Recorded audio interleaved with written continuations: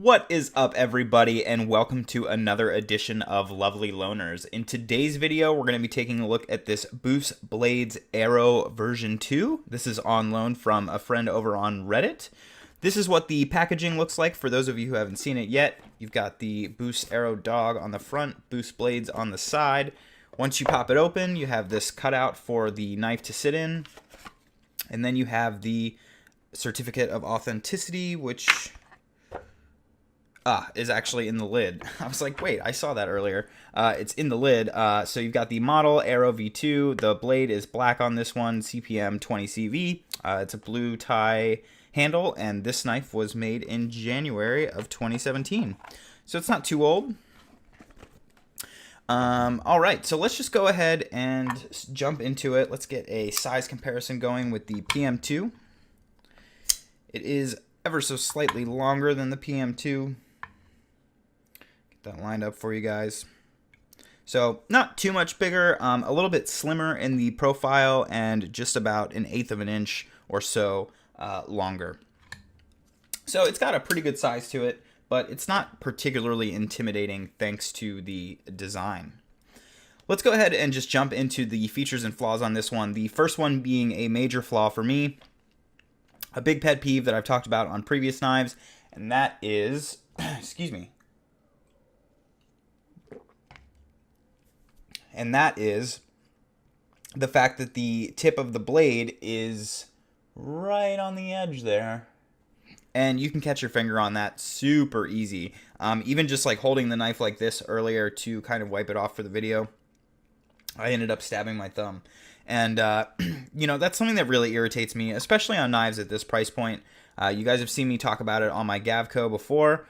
It's an issue that I've had with the tip sticking out. It's almost like right lined up with the edge there. I've also talked about it on the Sequoia, and frankly, I don't want my knife to be dangerous unless it's open. If I cut myself when the knife is open, that's my own problem, and I completely understand that. But frankly, I shouldn't be afraid of my knife when it's in my pocket, when it's completely closed. I shouldn't have to be conscious about the way that I'm grabbing it, the way that I'm pulling it out of my pocket, you know, the way that I'm holding it when I show it to someone. I just hate it. Like, it doesn't take much. I understand that there's no back bar being utilized on this. You just have the spacer, but like, I kind of also understand the whole idea of, oh, I want to take full advantage of the length of the handle. You know, I want to get the most blade in there that I can, but just have a little bit more forethought about it. I should not have to worry about getting cut by my knife when it's closed. It probably doesn't bother other people as much, but like, that's a huge pet peeve for me, especially at this price point. You've got a $300 knife, a $400 knife, and an almost $700 knife, and almost dropped that there. And all of them, you know, have that feature that I absolutely despise. So let's go ahead and leave that behind, but that's definitely something to take note. The next thing is that the pocket clip has a lot of great features and then one that isn't so great. So the great features are going to be along the lines of, it is a 3D milled clip. You can see they've kind of contoured the edge here. Got a little too close to the camera there.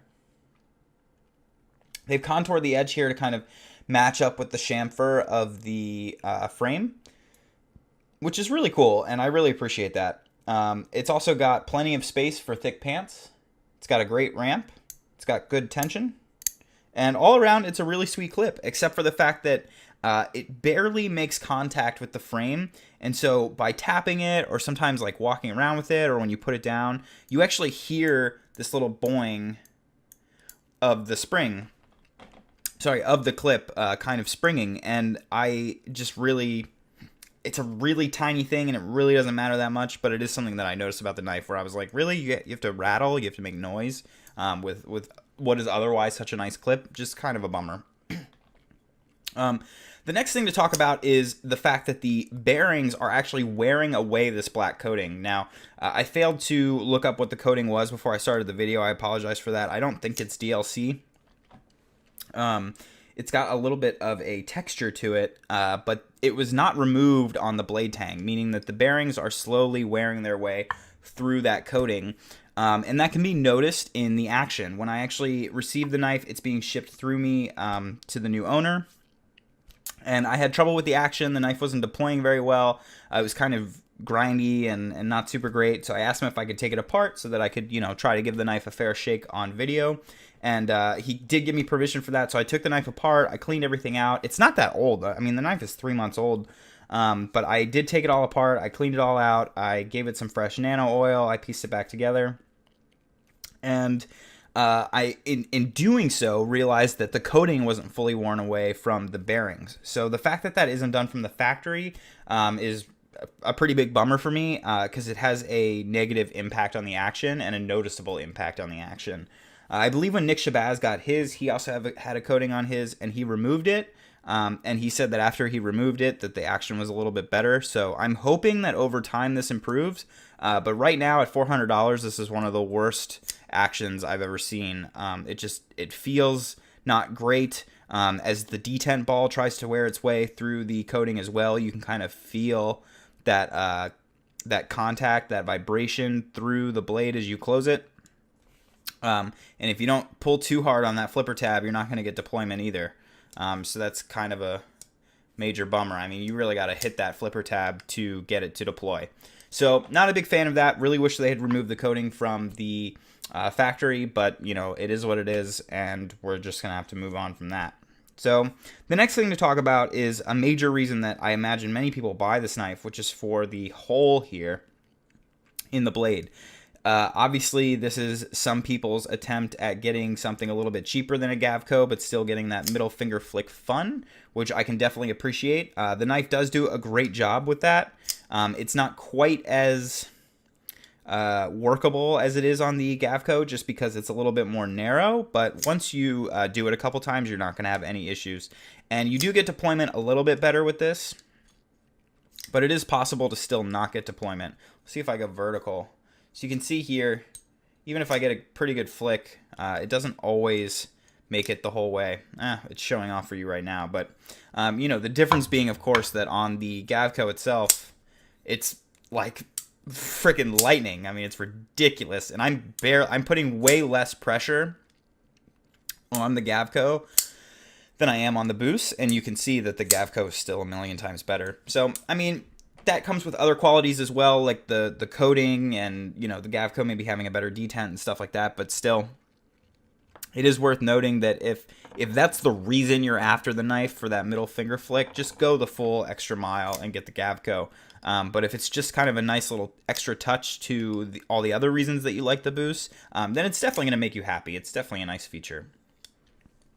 So the next thing I want to talk about is a little bit more conceptual, and it's kind of how I think this knife fits into the market and what it does that's unique or different in a sense that makes it worthwhile for somebody. And that's that it's kind of the first knife that I've seen that's a titanium slab version of a quote-unquote gentleman's knife or gentleman's folder. A lot of times I think when we think about the term gentleman knife or gentleman folder, something fancy like a Thorburn might come to mind.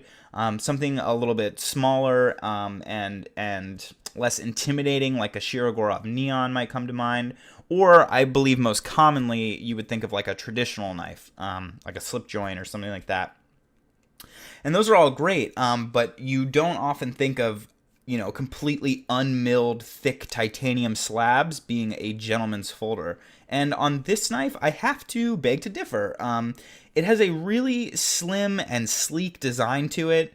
The major 45-degree angle chamfering all around the edges, while present on many other knives, really serve a great purpose in the overall shape of this frame. And so I definitely appreciate that, as well as the fact that the knife is very quiet, right? So even when you take a knife like this Thorburn, it's very loud when you deploy it. And so if you're in a room of people who might not be super stoked about whipping out a giant 8 or 9-inch knife, one way that you can avoid drawing attention to yourself is by not having one that echoes through the room. This has the quietest deployment and quietest detent clicking back into place that I've ever heard. I'm just going to shut up for a moment and flip it a couple times.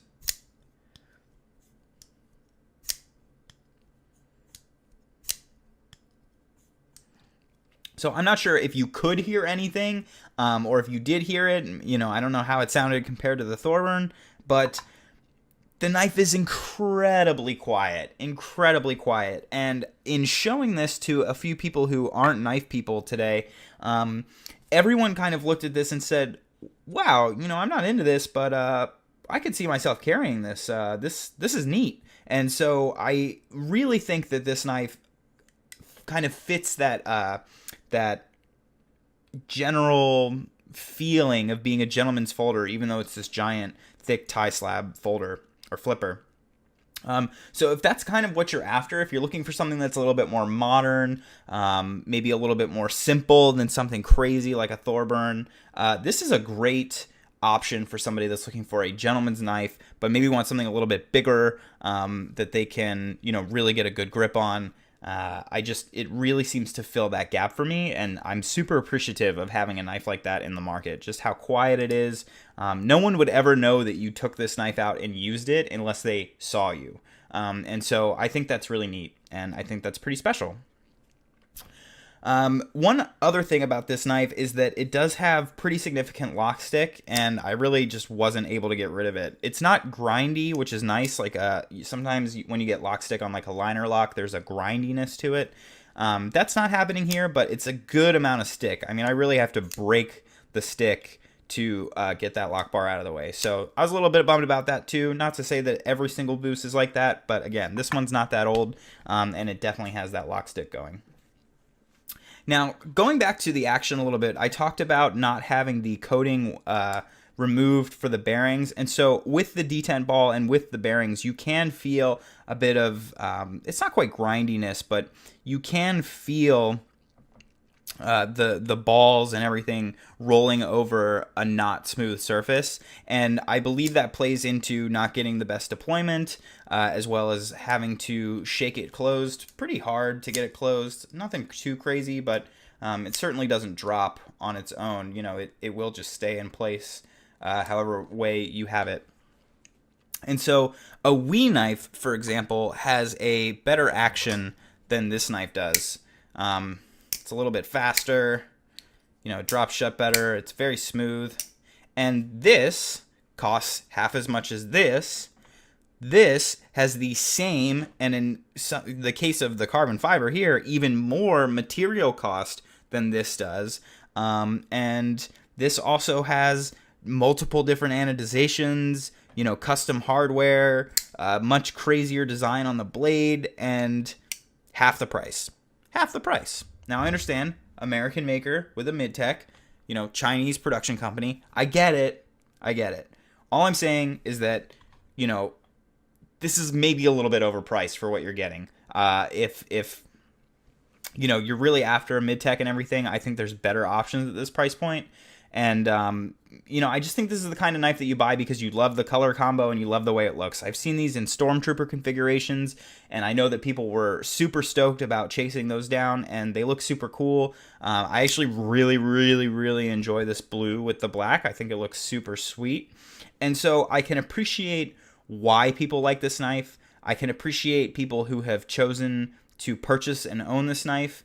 I just think that if you're looking at it from a utilitarian standpoint, or the design itself isn't the most amazing thing you've ever seen, and you're just kind of more interested in seeing what a good knife at around $400 is, this is not the one. I would not recommend this. So, it's fine in other departments. It's got fine action. It's got a fine clip. It's got, a fine construction, but you really have to love the way that it looks, love this giant hole, and love all those things about the knife to have this one be worth it, or to really make it special in your collection. Now, because this is a Lovely Loaners video, I do not have a story time for it. If you guys would like to see videos with these other knives, or many others that I have on the way from lovely viewers like yourself, then please do subscribe. If you like this video, please hit that like button. Follow me on Instagram at tovarishworks. Thanks so much for watching, guys, and I'll see you next time.